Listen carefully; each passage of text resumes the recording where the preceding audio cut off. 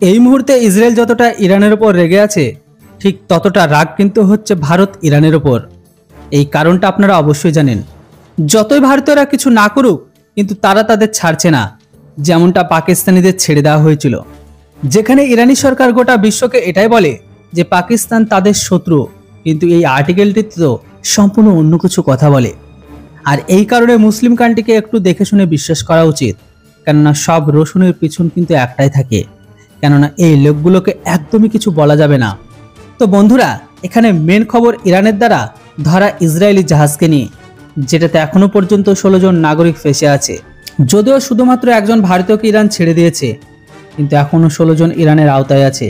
Iran তাদেরকে 2 বেলার খাবার আর কাজকাম সবই করতে দিচ্ছে, কিন্তু এখনো পর্যন্ত তাদেরকে ঘর যেতে দিচ্ছে না।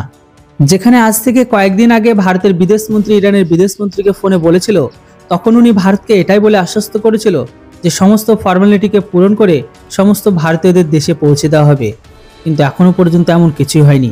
আর এটিকে নিয়ে ভারতের বিদেশ বিভাগ ইরানের উপর গরম হয়ে গেছে, কেননা পাকিস্তানের বন্দীদের তো কোনো ভেরিফাই না করে ছেড়ে দিয়েছে, কিন্তু ভারতীয়দের এখনো পর্যন্ত জিজ্ঞাসা করা হচ্ছে।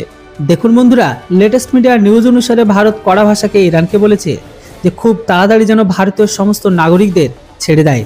যতটা জিজ্ঞাসা করা ছিল আপনারা করে নিয়েছেন।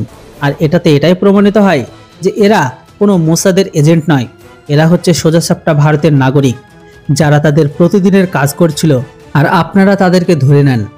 ভারতের কথা অনুসারে এই ঘটনা প্রায় 1 সপ্তাহ হয়ে গেল, আর এখনো পর্যন্ত তারা শুধু এটাই ভেরিফাই করছে যেগুলো ভারতীয় লোক না ইসরায়েলি, যেটা সত্যি অবাক করার মতো বিষয়। এই বিষয়ের উপর আমরা ইরানের রাজনীতির সাথে কথা বলেছি, তারা আশ্বাসন দিয়েছিল খুব তাড়াতাড়ি ভারতীয়দের ঘরে আসবে, কিন্তু এমনটা মোটেও হয়নি, যেটি আমাদের ধৈর্যকে ভেঙে ফেলেছে।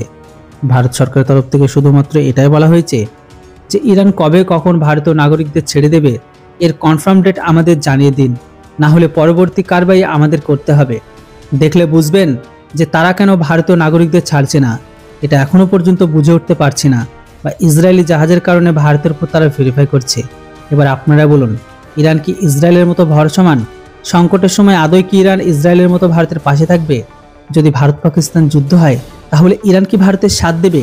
এই সব কিছুর উপর আপনাদের কি মতামত সেটি অবশ্যই কমেন্ট বক্সে লিখে জানান। Thanks for watching. জয় হিন্দ, বন্দে মাতরম।